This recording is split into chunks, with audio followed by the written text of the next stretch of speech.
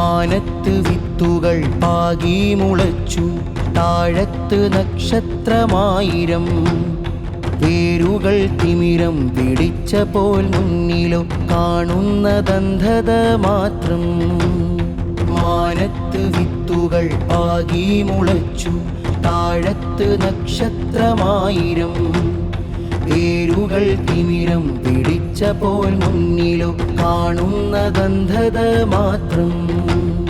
മുമ്പോട്ട് പോകാൻ വഴികളില്ല, നാമ്പിൻ്റെ ചുണ്ടോ നനഞ്ഞതില്ല.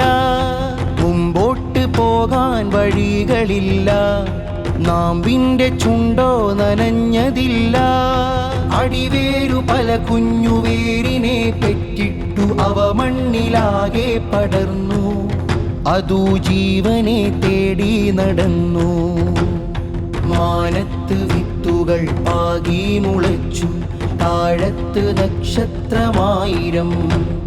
വേരുകൾ തിമിരം പിടിച്ച പോൽ മുന്നിലോ കാണുന്നതന്ധത മാത്രം.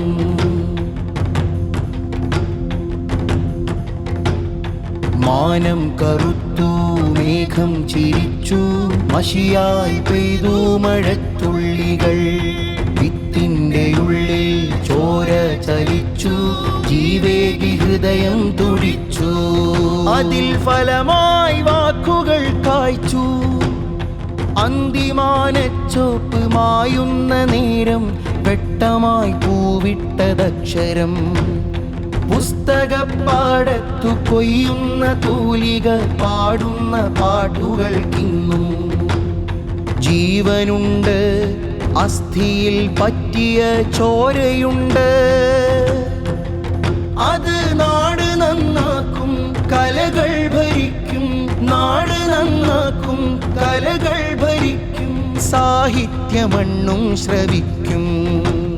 മാനത്ത് വിത്തുകൾ പാകി മുളച്ചു, താഴത്ത് നക്ഷത്രമായിരം. വേരുകൾ തിമിരം പിടിച്ച പോൽ മുന്നിലോ കാണുന്നതന്ധത മാത്രം.